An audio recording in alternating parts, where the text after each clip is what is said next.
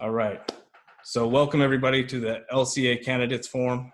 This is the Leilani Community Association 2021 election. I'm Dane Dupont of Hawaii Tracker. I live on Kapono Street and I'll be moderating this COVID responsible virtual candidates forum.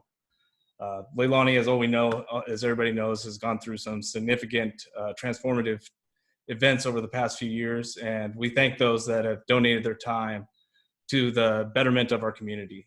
The Leilani Community Association Board of Directors has a significant role to fill, and we want to give this forum to give them the ability to introduce themselves to the community and to help everybody understand why you might throw your hat into this ring of this volunteer position.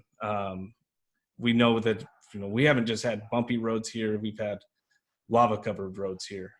There are 4 positions open for the board of directors and 5 candidates here with me today. Hope this forum allows everybody voting in the LCA election to make the informed decisions, and mahalo for inviting me. Each candidate will be given 1 minute to address each question with the opportunity to run overtime once. If you want to run overtime, please indicate beforehand that you're going to run overtime on that question. You're going to give 1 extra minute on that one particular question. So we're a little bit flexible. If you need to go in a little bit of detail, you'll be allowed to do so. Each question will be timed. I will give you a signal. I will raise this Leilani Community Association hat when you have 10 seconds left. 10 seconds left in your answer. And then you'll hear a little click from the timer when you've run out of time. So let me introduce briefly the candidates. I'm going to summarize their bios and then allow each of them 30 seconds after I finish to expand upon their bio and tell people a little bit about themselves. Don't go into your priorities on in the bio section. That'll be saved for the first question, a little tip for what's coming up. All right, so with that, Greg Armstrong, former LCA treasurer. He's lived in Leilani for 12 years. He is the coordinator of the Leilani Estates Neighborhood Watch. He says that he hopes to bring back trust, civility, and transparency to our LCA board. Greg, would you like to expand upon that? Go ahead and unmute yourself. Okay, no, that you pretty much got it. I said, I just want to correct when the email went out, said I lived here for 120 years and I'm not quite that old yet, but aging by the minute. So anyways, I look forward to be back on the board and helping the neighborhood. All right, thank you, Greg. Keola Banman, retired U.S. Navy. He has a background in and an education in business management. He says it's his aim to help us all through these difficult times by bringing honesty, fairness, and transparency to the board of directors. Keola, you want to introduce yourself a little bit more? Sure. I'm Keola Banman, originally from Kauai. I've been here on the Big Island since 2007. As far as bringing honesty, fairness, and transparency back to the board, I myself have dealt in various issues with the board and feel that we're lacking in those things and want to bring those back to the community and actually so that members can come to the board and actually know that we're being honest and being transparent. I have my own examples of many things where that the board hasn't been transparent with me on. So, all right. Well, thank you, Marianne Farwell, long-term resident and member of the Neighborhood Watch program. She pledges to lead by putting the interests of all members ahead of those of the few. Marianne, would you like to expand a little bit? Go ahead and unmute yourself.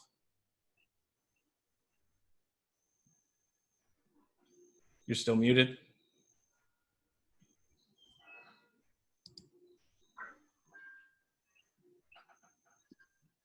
We good? Yeah. All right.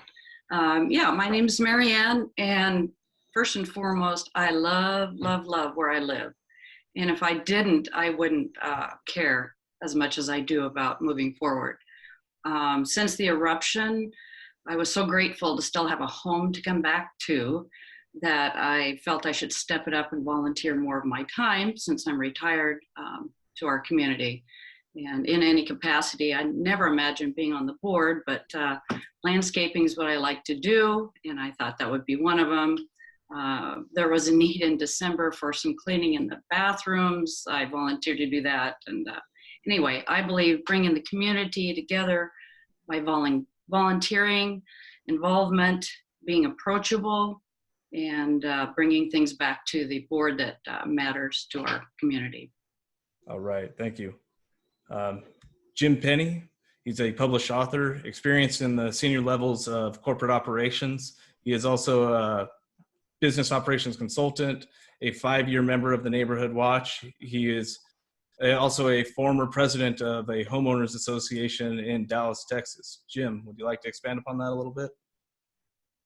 Go ahead and unmute. You are muted. There you go. Okay, thank you very much. The bio basically says what I want to say. I'm a kind of a reluctant participant, pretty much like Marianne.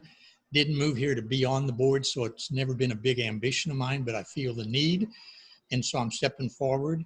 If I had a single thing to say to motivate me and describe my approach to things, I'd hearken back to the Southwest Airlines example of servant leadership, and I believe that the people that are both nominated and running ascribe to the same philosophy. We're here to serve. And that's what I plan to do if elected. All right, thank you. Lee, past experience as a president of Deer and Trails Homeowners Association. Lee was a regional director overseeing 3 states. He says he wants to treat everyone equally, no exceptions. When something is broke, fix it. A vote for him is a vote for a better LCA. Lee, would you like to expand upon that? Unmute, please. Let me go ahead if you, there you go. Thank you. Yes, we moved to Leilani about 1.5 years ago. We fell in love with the islands 20 years ago, been coming back regularly. Both my wife and I both feel that when we take away from the community, we need to put back into the community. So I never envisioned that I would be on the board, but I have no issues about helping the community get back and make it the place that when we visited here 20 years ago, we would like to see it return to that status. It's been kind of lacking with lack of transparency, and with the lack of transparency, that's a kind of a fluid word.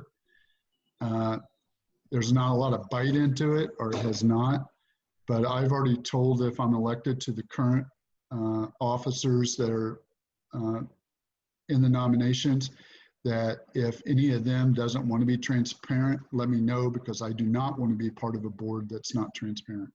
All right. Thank you, Lee. All right, so with that, we're going to dive into the first question. We're going to go in the same order on this first one, then we're going to mix it up a little bit. So, Greg, in general, how will the LCA promote, and you being a member of the board of directors, help with the betterment of our community and in assistance and support? Really, what are your priorities here? Okay, my first priority, I guess, would be to get some faith back in our board. You know, a lot of things have happened to us over the last couple of years, and it's kind of made people take a different outlook. But like I said, we need to get the board back to the way it used to be, with, you know, being transparent and people having faith in the board, and that would be my main goal. All right, thank you. So with that, we're going to pass it to Gayola. Same question to you, sir. Okay, yeah, I would I would agree with Greg to get faith back in the board. Like I said, through this last year, I've experienced many of these things that have come up in the complaint and the lawsuit. Sorry, excuse me. So definitely that. And I know there's a lot of issues around the neighborhood right now. We're seeing lots of abandoned cars. We're seeing cars being dumped on lots. And I'm also seeing other issues on Facebook, loose dogs. So these are also issues we got to deal with and try to rectify, and try to make our community a safer place to be. Back to where I remember what it was when we first moved here in 2017. So, but again, I agree with Greg, get some, that good relationship with the members that they can trust the board. Thank you. All right. Thank you. Passing it now to Mary Ann. Same question to you. You have 1 minute. Go ahead and unmute. Thanks. Number one for me is communication. It's the most important thing. And working with Kim, I hope to continue to improve communications via email, website. When I was off island before I moved here 10 years ago, I enjoyed the newsletter. Once I moved here, things were going good. I would come to the annual meeting. That was it. I figured the board took care of things without me needing to supervise them, so to speak. And I really want community involvement. I think that's the best thing we can do. If there's something that's concerning you on your street, in your neighborhood, because what goes on in Lower Willamette isn't the same for me here. So I think we need input from all of Leilani and how it affects them and how they can participate. All right, thank you very much. With that, Jim, same question to you. You're gonna need to unmute. Good, thank you very much. Along with what Mary Ann just said, communicate, communicate, communicate. But along with that goes the ability to listen. I believe that the ability to listen to smart people who disagree with you is kind of a rare talent. And I'm looking forward to bringing that and learning to listen at least as much as I talk. And I'm known for talking, so that'll be a challenge. In terms of focus, I want to focus particularly on the budget. We've gone way too long without a budget, and I believe we need to live within the budget. So I'm looking forward to tackling that as a project. Eliminate to the degree possible legal expenditures, CCRs, bylaws and policies, get the roads repaired, and examine reserve fund requirements and address those issues, plus the other things that have already been discussed. All right, thank you, Jim. Lee, same question to you. I'm gonna ask you to unmute. Thank you. Yeah, I think we need to return and validate what needs to be done. But most importantly, we need to do things correctly without, I hate to say this, legal advice. Every time we want to turn on a light switch, we don't need to call an attorney. But we need to follow the current methods that are prescribed by the LCA bylaws, the legal documents. Community involvement, without it, we're all in this together and we're all in the same boat. We all have the same concerns, or a lot of us have the same concerns about crime, vehicles, things like that. I have no hidden agenda. I am here to treat everybody fairly, and I want to listen to the people. And one of the things I've always told my subordinates is that your issue is important to you, or you would not have brought it up to me. I have no right to dismiss your issue. Thank you. Thank All you. right. So we're going into the next question. Let's talk about the reestablishment of roads. From Leilani Avenue to connecting back to Highway 132, to the side streets that are owned by the LCA, to the potential establishment of emergency access route via Nohea Street to Highway 132. What is your position on the reestablishment of roads and the seeking and obtaining of funding for those projects? Let's start with Lee and go backwards this time.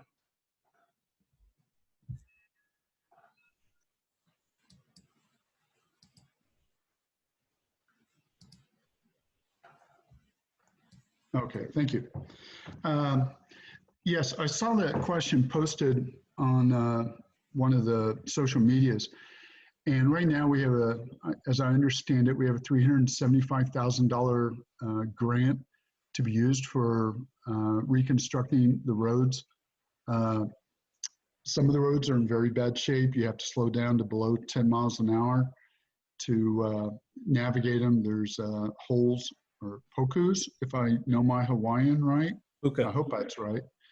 And we need to get those bids out. Currently, I don't know if every one of the paving companies in the Big Island has been contacted. I know there's been a study, but right now, it's my understanding we lose the money unless we get an extension on our grant, and we need to get that we need to get it going. People have been waiting way too long. We've had the money for 5 months and we haven't done a lot with it. We've only done one thing with it in 5 months. So we need to get off our butts and start getting these roads better. All right, thank you. I apologize. I'm going to mute in between now because it is starting to rain and you will hear it in the background. Same question to you, Jim. What are your thoughts on the reestablishment of roads and what is your position there?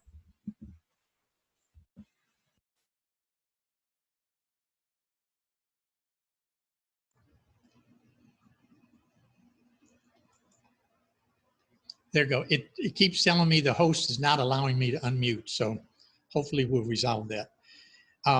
In any event, I'm going to plead somewhat ignorance on the extension of Nohea to 132, and I'm not sure exactly how that would work, but I do plan to get involved as soon as possible to determine what's already been done. A whole lot of work has been committed and undertaken. I want to investigate that.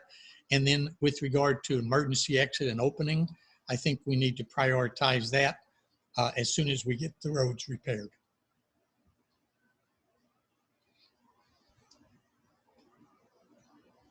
You're muted. Oh, yep. Going up to Mary Ann. Thank you. Thank you, Jim. You have 1 minute. All right, thank you. I'm kind of in the same ship as Jim there about roads. I cannot wait till we get going on some road issues. For one, for me, it's Moku and Kapono, but emergency routes I think are important. I didn't know about the 132 Nohea. I also wondered about the Malama. We've talked about that in the past. I know people in Upper Leilani have wanted to open that up. And my concern is if I lived in Lower Malama, I wish we could open up between Moku and Pomaikai somehow for that to also perhaps be an emergency route. So that was something I would be interested to learn more about. All right, thank you. Same question to you, Keola. You have 1 minute. Okay. I'm also for getting road work started, getting it done here soon. It's like Lisa, it's been 5 months now without anything actually having been done. It's actually been since right after the eruption, since that all was done, that anything was really done, and that was Kapono and Moku. So there hasn't been anything done on the roads for a long time. And I have looked at the work. It's on the website. It took me a little while to find it, but I would go ahead and proceed with what they already have planned and try to get it done in a timely manner and actually get going on these projects. And also trying to get the access to the Kipuka for those that still have homes there. Understand that the county is supposed to be starting construction on the Upper Pohoiki Road in September and then stub out from there. But definitely get on these roads right now. All right, thank you. And Greg, finish him off about the roads, sir. Okay, I'm pretty much in agreement with all the ones that have spoken before me. Kapono and Moku are definitely important, and right around from Moku heading towards Kapono, there's a big hole in the road there on Malama also that's been bad ever since the eruption. I feel for the people in the Kapuka, and I hope as soon as they get that stretch of the highway done and punch a way up into the Leilani, up to Kahukai, that, you know, we can get those people back home.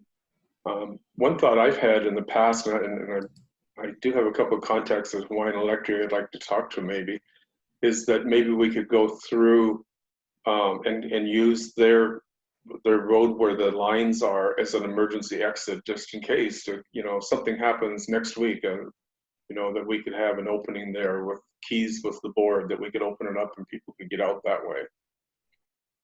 Yep. Awesome. Thank you. All right. So we're going to change up the order this time a little bit. And the question is going to be about squatters. What is your position about squatters? I know nobody's going to be in favor of squatters really, but what can be done? What do you know that has been done, and what are your intentions for dealing with some of the concerns about squatters that are in our community? So let's start this one off with Mary Ann, and then I will announce the next one. All right, thank you. Yeah, since the eruption for me personally, there were homes on my backyard neighbor sides that have had squatters, and we've had some try to squat recently over on Kumakahi, and neighbors communicating with neighbors, social media, phone call, however, made the difference there with that not getting settled in. I still think, again, knowing your neighbor if you can, and asking for help and reaching out, because that worked for me. And anyway, I just think, again, figuring out, I don't know. I don't have the answer for that one, but that's what worked for me, is pulled together as a neighborhood when you see anything immediately. Right. Awesome. Thank you. All right. Same question to you, Mr. Lee. I'm going to ask you to unmute, and you can go ahead. You have 1 minute. Actually, I've talked with one of the other candidates, but what I like to do is talk to the police, get them, ask them what we can do as an LCA community. They're overworked. They're really thin on being able to respond, but is what can we do to help it? I know we have neighborhood watch, but what else can we do to eliminate the squatters? The first thing we need to do is we need to update our power of attorneys so that all the empty lots or lot owners that are not here, to allow us as the LCA to contact the police to intervene. And currently, all the police can do is drive by unless you're the lot owner. The last thing is that we need to, if there's homeowners that just ignore it, we need to start penalizing the homeowners that don't want to take responsibility of their inaction to the LCA community. Awesome. Thank you. All right. Same question to you, Greg. I'm going to ask you to unmute. And you have 1 minute. You are still muted, Greg. There we go. Okay, sorry. Yeah, this has been an ongoing problem as long as I've been here, and I'm sure before I moved here. Unfortunately, the laws kind of tend to go towards the squatters side. I mean, you have to really have your act together to get them removed. We've had some success with the police just making a visit to them when we report it, and it kind of scares them off. But some of them have their information down, and they know what they can do and can't do. But Kim and I had started working on a project for trying to get people to either give permission to the LCA or to Neighborhood Watch to represent them in the case, you know, if there is someone on their property, because the police need that in order to be able to move forward with getting them out of there. Awesome. Thank you, Greg. All right, same question. We're going to pass it to Jim next. And I'm going to ask him to unmute right now. And here we go. Okay, very good. We do have a secret committee, which is a squatter elimination group. And I noticed that it got off with a big bang.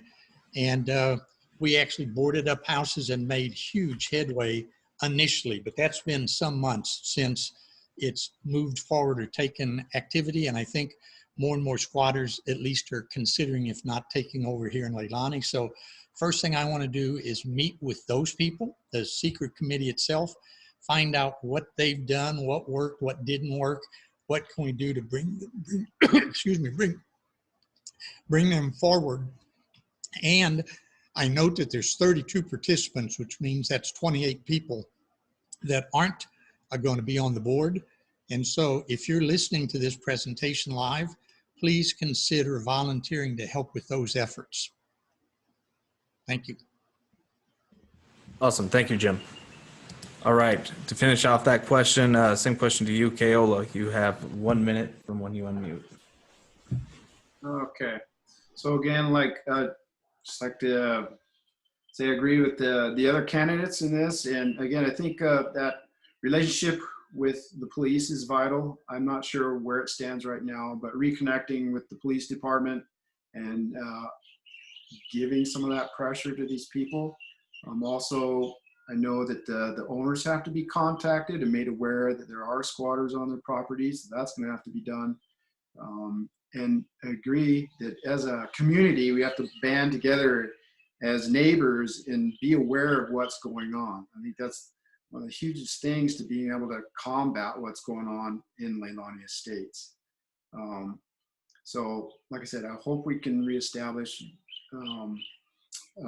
relationship with the police department, maybe even get a police community officer back in here, and work with those that have been able to get rid of squatters in the past as well. Awesome. Thank you. So that does it for that question. We'll get into the next one, which is how would you, as a member of the board of directors, deal with invasive species, specifically focusing on the albizia and the feral pig problems? Those that were around for Tropical Storm Estelle will remember the trees just absolutely splintering in what was sub-hurricane force winds. And for anybody that wasn't here, it was incredible, transformed. No streets were accessible almost. It was a completely mind-blowing event. But what would you do for dealing with these types of the threat from albizia, for instance, before the next storm? And let's pass this one. We'll start it off with, let's do Keola this time. All right. Well, I think what got started was pretty good with Director Phil Denny being assigned to go around and look for those dangerous spots, at least that would overhang the road and whatnot, to deal with those first. Of course, the property owners have a responsibility to get those trees down, and I think we need to identify those things and really try to get the property owners to take care of those first. In the event that you can't get them to do so, then I know there was a case, I want to say back in 1981, I can't remember for sure, about a banyan tree episode where a neighbor was actually able to sue another neighbor because of a tree that was overhanging and causing damage. And that was here in Hawaii. So he actually billed the person, and he had to go to court, but the court stood with him that he could do that. So again, work with the private owners first and try to get these trees out or whatever else is invasive. And then we have to go to some other recourse after that.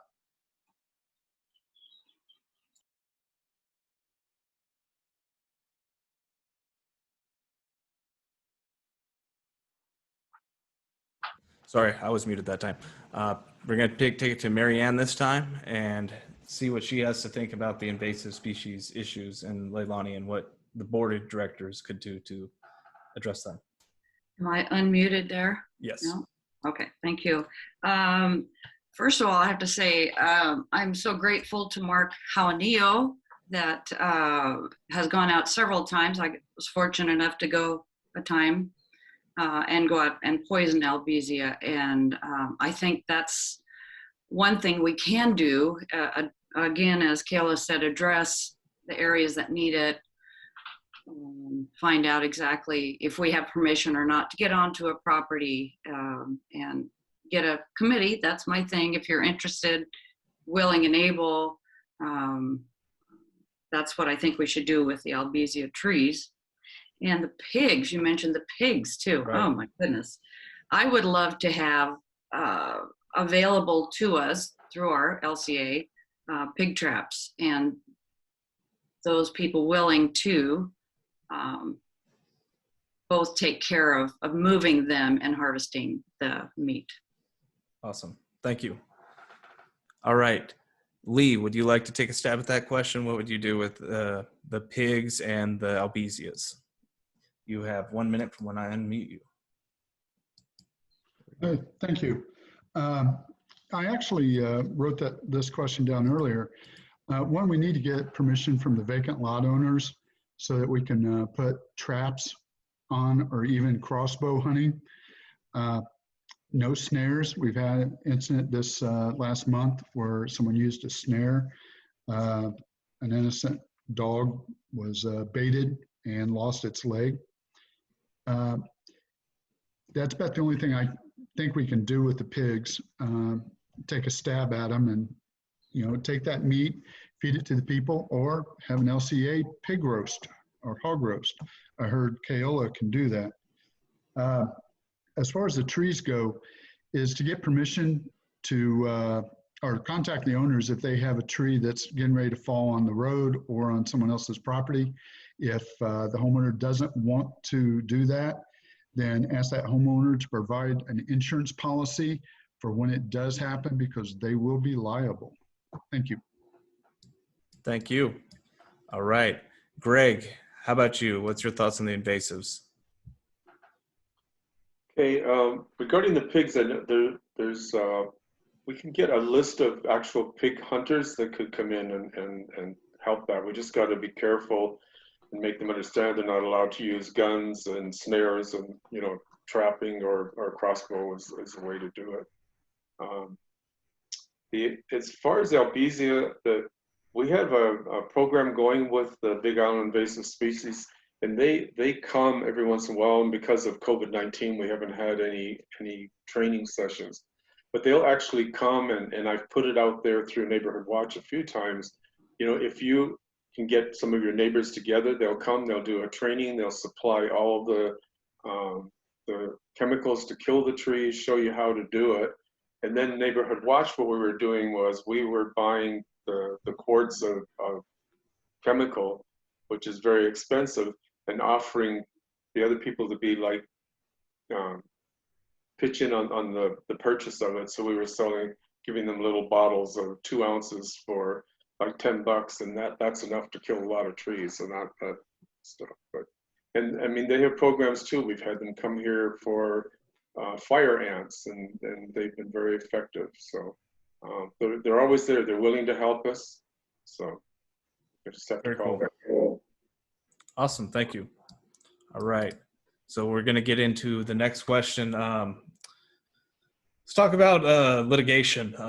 What do you think about the lawsuit that has been brought against board members, and how would you handle potential future litigation and current litigation as a member of the LCA board?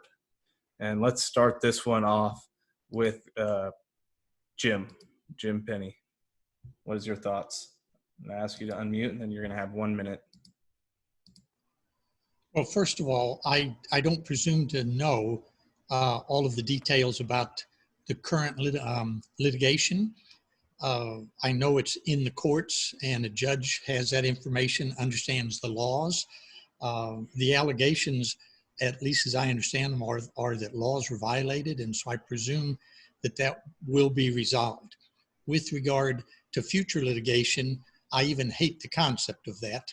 And part of my mission, if I'm honored enough to get on the board, is to see that legal fees are brought to a screeching halt to the degree possible. There may be exceptions, but we have a D&O, a Directors and Officers Insurance Policy.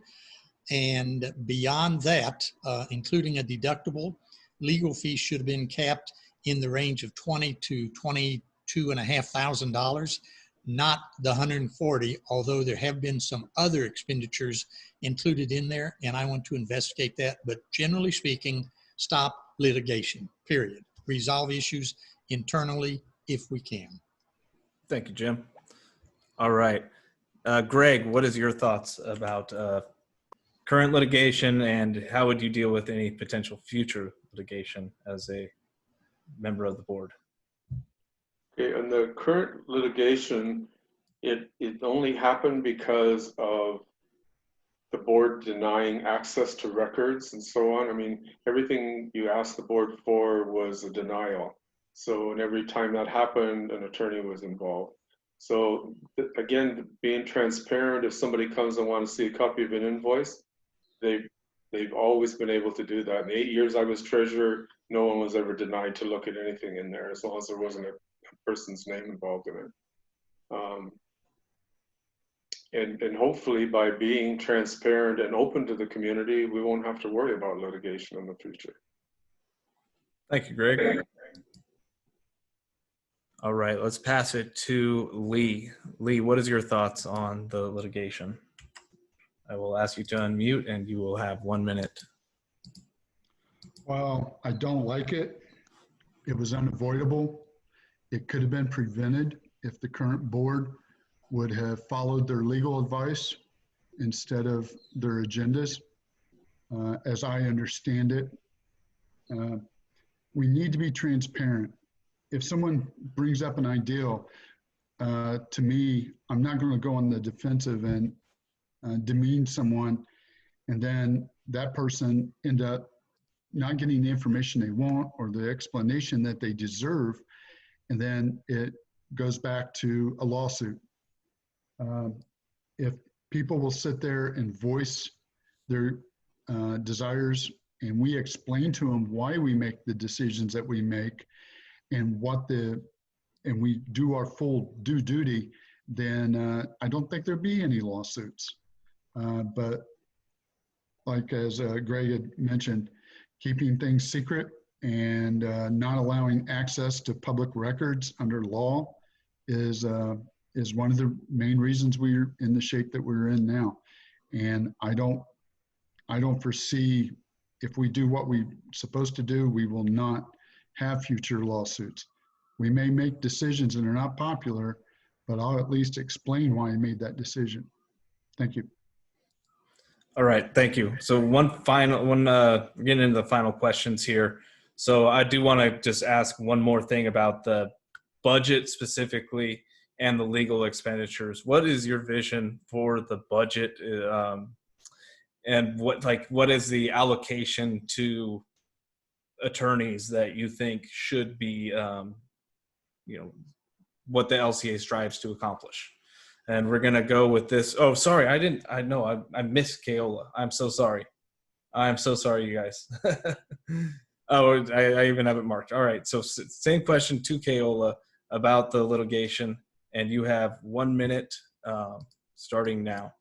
All right, I think you missed Mary Ann too. Yeah, I mentioned that, sorry. Well, this one's probably gonna go over a minute. The reason we're in, so as one of the original plaintiffs, the reason we're in this litigation is because we went unheard. There are violations of law that are present, illegal bylaws made, and they didn't follow the proper procedure in doing so. They didn't follow the proper governing documents of our association in changing the bylaws, in raising the fees as well from $110 to $200. There's a part in the bylaws that states that you can't raise the fees. How do I word this? Above a certain percentage, whether it's a special or a regular assessment, above a certain percentage. And if those fees have anything to do with anything other than road repair or facility maintenance, then it's automatic. You have to have a special meeting of the members. That wasn't done. Bylaw change has to be done by vote of the members. They have taken the voice of the members out of the picture. They have just totally disregarded that part. And it's against the laws. It's against our bylaws, against our charter. It's against, goes against state law that we follow those things. So into the future, I've spoken with Jim Penny, and that's a great idea. He said he's willing to sit down there and just hear people, for an hour a week or whatever. I would personally like to have people address their issues with us so we can come to the table and really work them out. Like I said, this should have never come to a lawsuit in the first place. It was our last option. It was the last thing we could do to try to help the board correct those things that they had done wrong. And that's all I have to say. All right. Well, thank you. And any other candidates, there's only a few questions left, but if you do want to expand upon a question, just tell me beforehand and you have one extra minute for that question.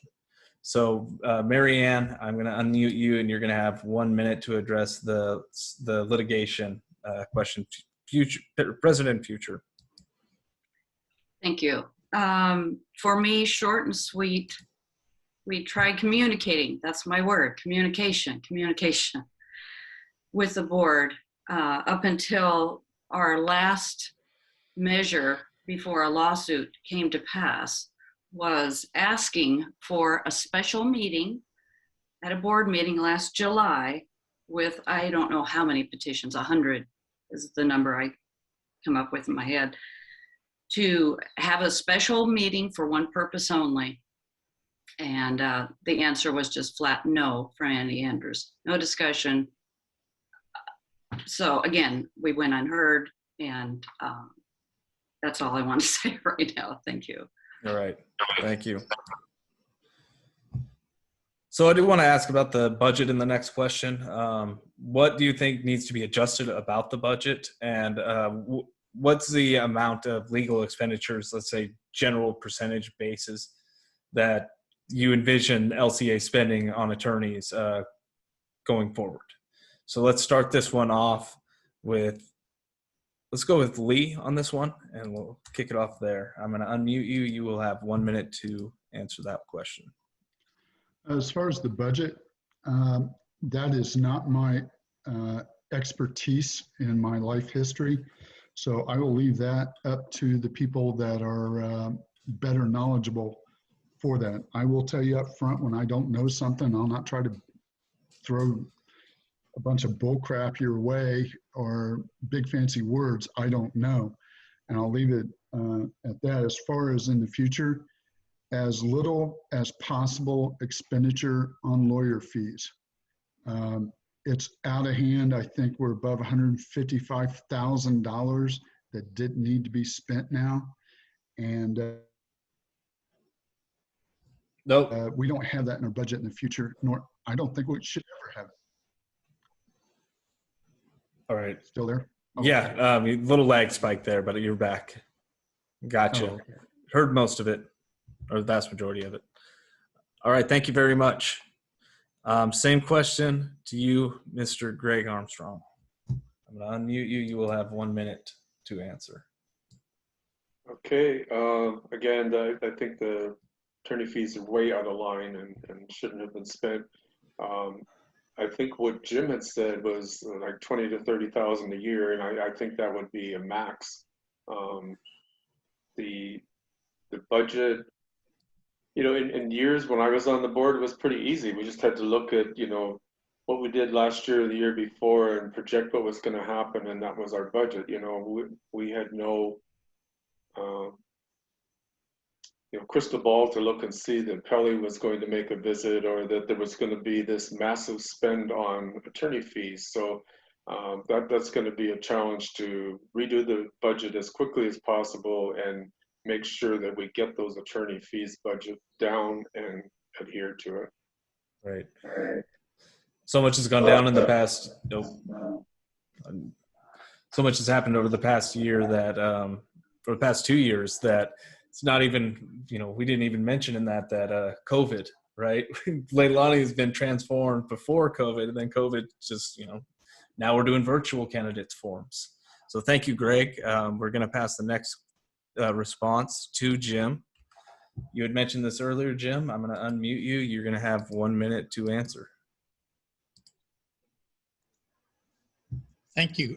Yeah, as regards to what go forward expenses need to be, two things. One, we certainly have a long history, both pre and post the eruption, on what was spent. Some of the expenditures I feel in the last 18 months have been unnecessary, but we still should be able to balance and find a budget that works. With regard to legal expenses, I expect fully that there will be some things that are outside of Leilani. In other words, perhaps the people pouring the asphalt or vendors or what have you, but there should again never be, hopefully ever again, an internal Leilani-based lawsuit, and we can get there if we do achieve open and honest communications. All right, thank you, Jim. Same question to you, Mary Ann. You're going to have 1 minute to answer. You're already unmuted. Oh, okay, thank you. Yeah, I totally agree with the above, with attorney's fees max. For sure, 20,000, holy smokes, but that goes quickly too. As far as the budget, I'm with Lee.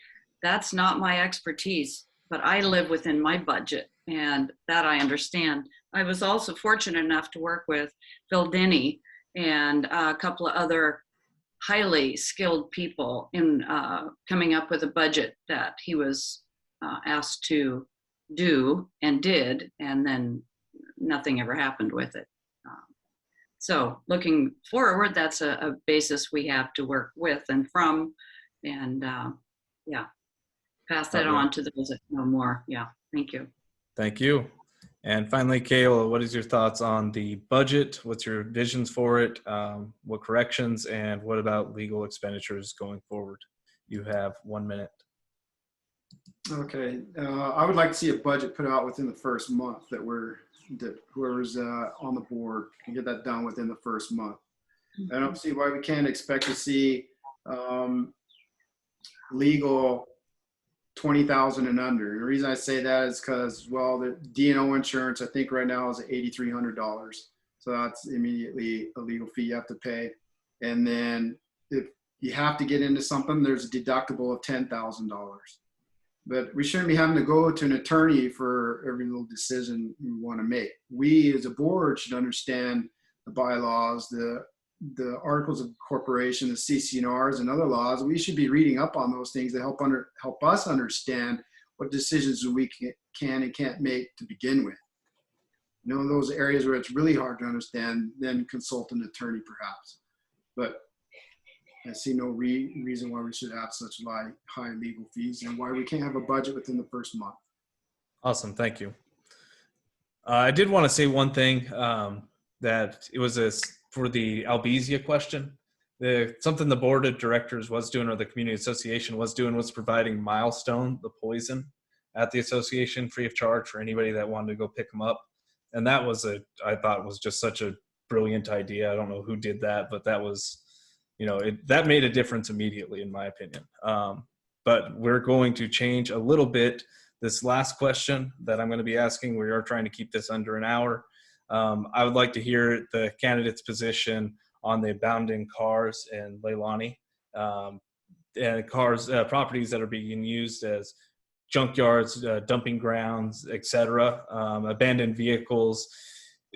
What is your thoughts on them? We're going to start this one off with Keola, and then we're going to continue in reverse order of last time. Obviously, you don't like abandoned vehicles here in our community. I spoke with Chris Burmeister here a couple days ago, I think. We were talking about it and trying to figure out what kind of solutions we can come up with that. There seems to be some idea as to where these cars are coming from. But I would think it might be a good approach to stick camera or something up at Leilani and Miley to see what's coming in, so you know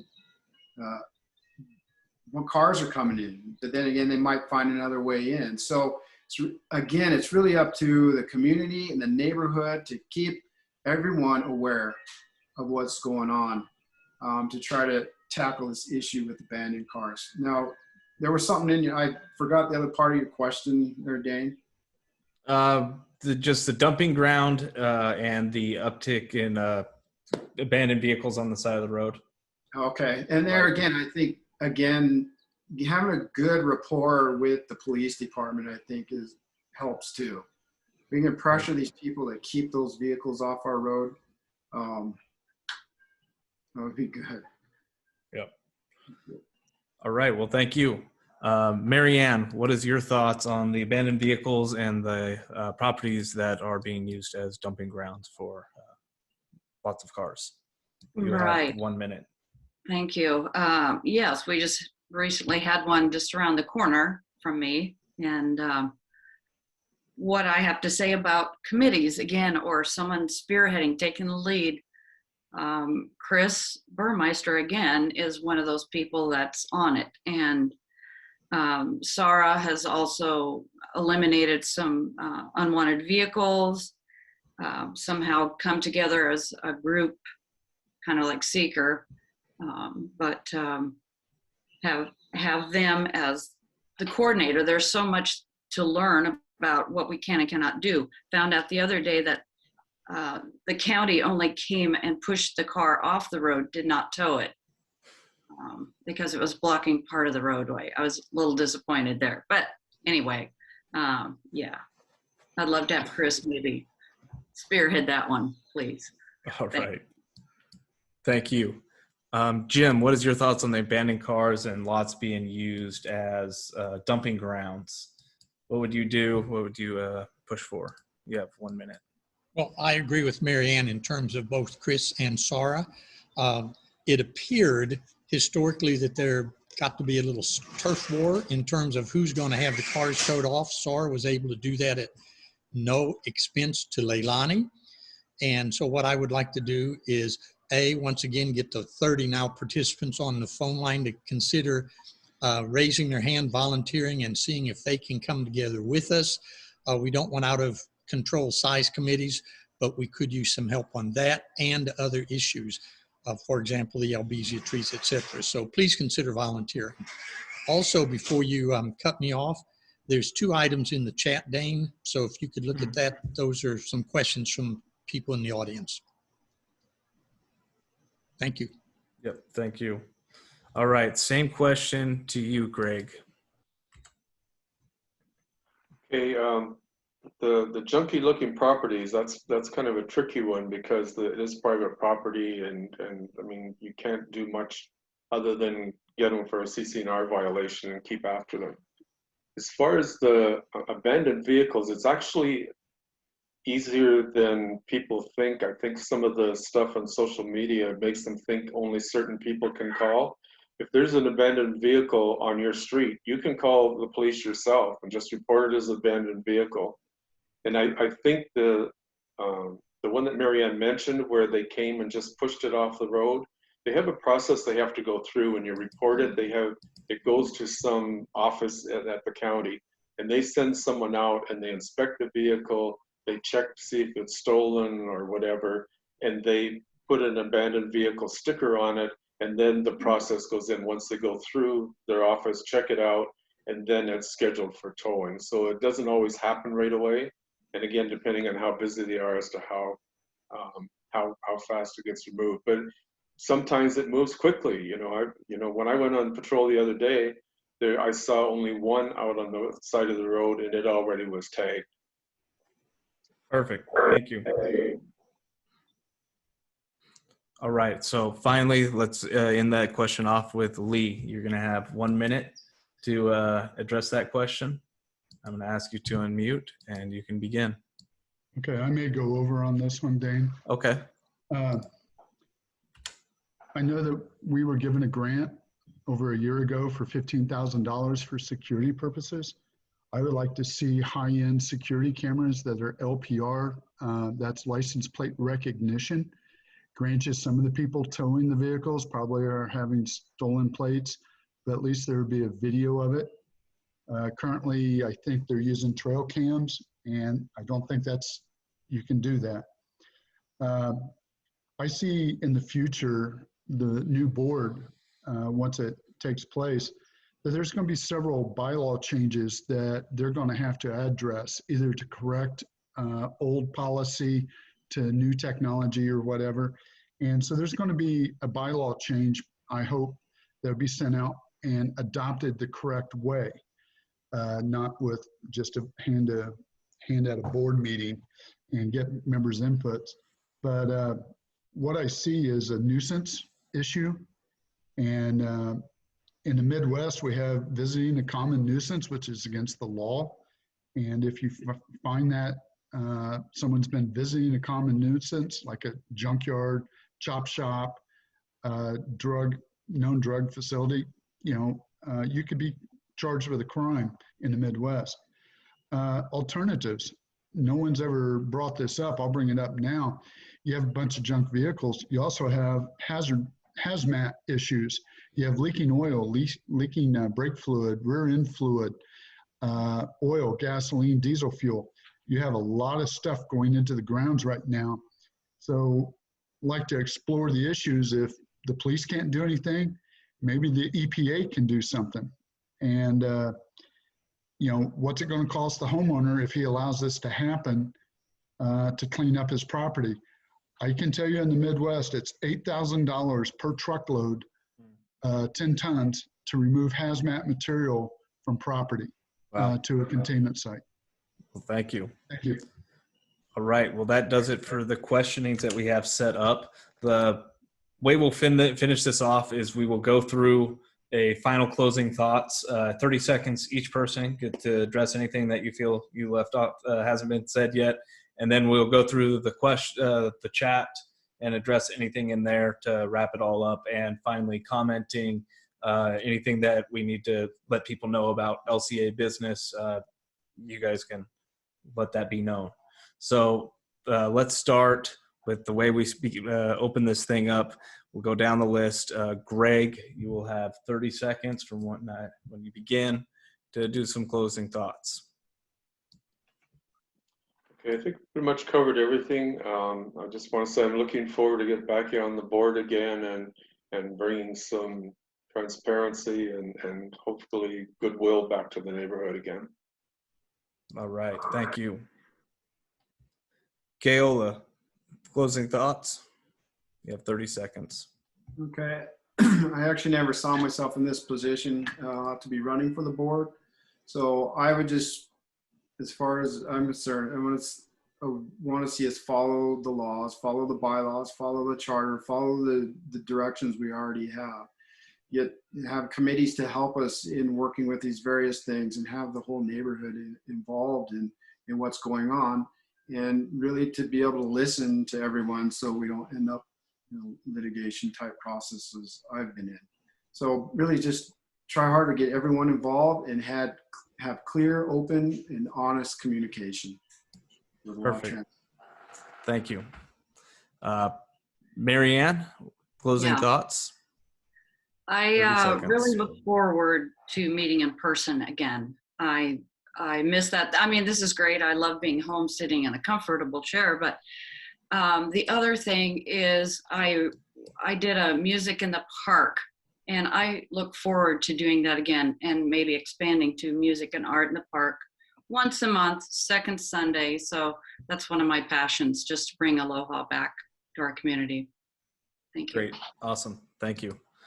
Jim, what are your closing thoughts? 30 seconds from when I unmute you. Okay, just briefly. First of all, I think this is a grand slate of candidates. And so I encourage everyone to vote. The other 4 people are all wonderful. If they get voted in, I'm perfectly happy with that. The other issue I would bring up is in the last board meeting, Alice showed some horrific pictures of the damage being done to fish rate by 4-wheelers and other vehicles out there. And I want to make doggone sure that we preserve what we have left. Thank you. All right, thank you. And finally, Lee, you will have 30 seconds to close up. Well, I'm proud of all the candidates that are running. I think no matter who is elected, we'll be bringing this board of directors forward and try to mend all the problems that we've had in the past. I know the previous board is knowledgeable and we need to tap into that, but I want to improve the communications. That's number one. Safety to all of our visitors and our homeowners, and protect our property values while recognizing some people cannot afford the new dues increases. And we have to recognize that and help anybody in the community that needs the help. Thank you. All right. So thank everybody for joining me. That concludes the main part of this LCA candidates forum for 2021, the virtual candidates forum. We appreciate everybody that was able to come and join us live on Zoom. This video will be reposted, I believe, on the LCA website. Let's go through chat real quick, address what was put in chat, and let's do a little round table discussion on these questions. I believe the best way. In looking at the Deandra asks, is looking at the demographics of people that live in Leilani, there is a little wiggle room for taking down a tree in the budget, or is there a financial reserve for that, or can fines be issued? Is there a committee to seek community assistance grants to find funding? Is litigation even successful? So what is it? Anybody want to open table discussion? Anybody want to unmute and tackle that one? Hey, I guess I'm not sure entirely the meaning of the question. I guess they're asking, what about people that can't afford to cut down their trees? Is that what I'm? I think it's trying to come out with different ideas for finding funding for groups to attack the trees, or and then there's a separate part about trying to issue fines to solve the problem. And is fines even successful, or do we just end up like finding the bank, which doesn't care, or something like that? Yeah, that's where I see that can be pretty hard. Right. But that's something that you definitely have to work as a board, try to understand these problems and figure out how to deal with it. Like you said, the thing about giving out that milestone, I think that was a great idea, to help with at least killing the trees right away. For those that can operate a chainsaw pretty good, you can cut the bark around them and gird them too, and that will kill a tree. Yeah. That milestone, though, that stuff, you just go out there with the machete and just tap the tree and put an eyedropper on it, and the thing would be dead in like 2 weeks. Stuff is incredible. Even on with Albesius. Yeah, that was great. All right.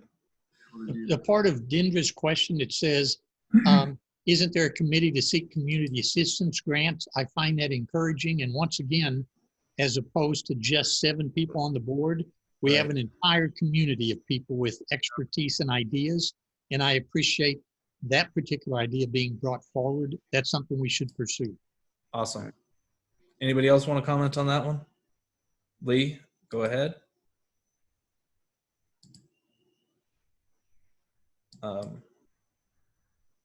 There we go. Okay, sorry about that. I know Greg had done some work with the county, and the county, I think they determined that if a tree is is going to be a hazard in the roadway, that they're not going to be responsible for it. Greg could answer that better than I can, but I've got a chainsaw, will travel. So I know there's other people here that would love to see all the Albesias down, but if something's needs to be done, I'll chip in. I'll go down and help cut down one. I can fell a tree pretty good. What size bar you got on that saw? Not big enough. That's the problem I found that was the one I found in Azelle is my father was the only one that had big bar chainsaws around that were running. I only had 20-inch bar and 18-inch bar too. And that didn't cut it when it came to Albesias down in the road. Yeah, I've got a 2-man chainsaw up in the Midwest, but I don't. I'll never fire it up. All right, Mary Ann or Greg, you want to address that or jump in, or should we just go to the next chat? Yeah, I'll just mention the county, they won't be responsible for it, but you know what, the ones that are a big problem are the ones that are dangerous, and you really have to know what you're doing. You know, Yeah. it's not just Oh, as yeah. easy to go with the chainsaw. So we got to be careful too. Take safety for those people into consideration also. Right. When you get the milestone on them, then they drop branches on the limbs. Yeah, and also just on the milestone, yeah, we were doing it through the association for a while when I was on the board, and then after I left the board last time, the neighborhood watch picked it up. So we were purchasing it at, you know, the bulk, and then we were issuing it out if somebody wanted to donate $10 towards the purchase of it. So they got the bottle with the eyedropper and everything, and they were all set. And so we've done that, I think, 3 times in the last year and a half. Yeah, that's Through awesome. Neighborhood Watch, and we're willing to do it again also. All right. Marianne, you want to jump in on that one, or is that good? Okay. I think Patrick says, I think there should be a legal budget to enforce the CCNRs. The association has the ability to put liens on properties for violations such as operating businesses, storing cars, squatting, albizia mitigation, and other issues to protect the rights of the community. That's not a question. It's just more of a statement. The Yes. one thing is, this is a question that I've had. I did previously at the Leilani meetings, open to the public, ask for clarification from the attorney on the ownership of the roads, the side streets in Leilani, because I've heard it both ways argued. The TMK maps say it's, you know, the bank or whatever. You know, I wanted to try and figure it out. The attorney said that LCA owned the roads. My father was a former board member of Leilani. He said that his understanding was Leilani owns the roads. Is that what it is? Is Leilani owns the road, or is there any ambiguity there? Do you know of? Apparently there is some ambiguity still, because it's still a discussion as to who owns the roads. Right. Apparently it's someone's deceased in a trust of hers that's still named as the owner of the road. So that is definitely something that needs to be sorted out. It needs to be done right away. At least in my opinion, it needs to be. Right. Yeah, it's still a question. It keeps popping back up. Like it does keep popping up. And I'm not sure what to do with it. That's why I was like, as long as we got this attorney on retainer, just ask him who owns the roads legally. And he said that LCA does. So I don't know from that. Anybody want to comment on that one? No? All right. Lee, you're unmuted. I think that just a real basic thing is LCA doesn't own the land that the road is on, is a better way of putting it. We own the pavement. We don't own the land it's on. There you go. And therefore we're required under our legal issues, we're required, as we stated, to maintain the roads, even though we don't own them. Okay. That's a better way of looking at it. All right. Have you, do you know if the county council, Ashley Kirkowitz, has been working with Leilani Association? And how do you envision that going forward, working with our state and county reps? Well, I think that's going to be essential to work with our state and county reps. I mean, Right. Just like going back to the police, you know, working with them on trying to help with crime and reduction in our neighborhood. It seems like it's increasing everywhere. And to be able to understand even the road situation and how we're going to go about that and various other things. I know some people, they want all the lava covered areas they would like the county or the state to buy it all, but realistically that hasn't happened. And so you have owner's rights to all that land. You can't deny them of their rights, but all that means we got to work with the county, work with the state in understanding as an association of what we can do. We haven't even got the thing named yet. I mean, it's been 2 years and we can't even get the thing officially named from the state. So I get it. But yes, anybody else want to weigh in on working with the county reps? Yeah, the only thing I would add to that is any one of us individually can approach Ashley or the mayor or anyone else, but the voice of 1,230 people versus the voice of one is a different experience, and Right. the board represents 1,230. Awesome. I think, you know, Ashley is a terrific person, and I work with her on some of the volunteer stuff for the food distribution, so I have a close contact with her. And I think one advantage we have now with Mitch Roth as our mayor, he's always had a soft spot in his heart for Leilani. Whenever I've met him and talked to him, he always, you know, talks about how much he likes Leilani. And I think he was instrumental in helping getting the neighborhood watch going years ago when he was, you know, before he became famous in the state. So he has a special spot for us. Awesome. All right. Well, that does it for chat. We have got through it unless anybody has any final comments. I do believe we do want to go through and add any LCA business clarifications, corrections. Jim, I believe you had some that you wanted to talk about. I'm sorry, I'm responding to a private post. Okay, what was the question again? The orders of business, things for LCA clarifications or corrections, or adding anything to this presentation. You mentioned something earlier that you wanted to add.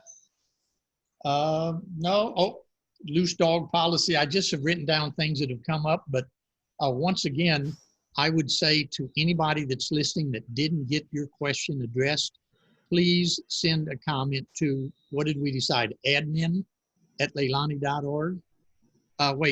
Greg has the correct address. Yeah, it should be LCA@hawaii.rr.com. That goes to Kim and she distributes it to whoever's supposed to get it. Say that one more time. Hawaii, so let me start over again. LCA@hawaii.rr.com. All right, I went ahead and put that in chat for anybody that is in the Zoom call that wants it. All right, well, thank you, everybody. If there's any other things that you want to address, Mary Ann, you want to? Just one quick thing. I just want to say that each one of us here in Leilani can do something. We can participate. We can write our representatives. We can email them if there's something, for example, with the car issues, we can be proactive. And that's all I would say, is that each one of you can help in some way. And thank you, Dane, for being willing to moderate for us. Yes, All right. Thank you. Well, thank you, guys. And that does it. I hope this, for all the viewers, makes a little bit of difference in your decision-making process. And that does it for me. Thank you, everybody. And Thanks, aloha. Wow. Thanks, Dan. Mahalo.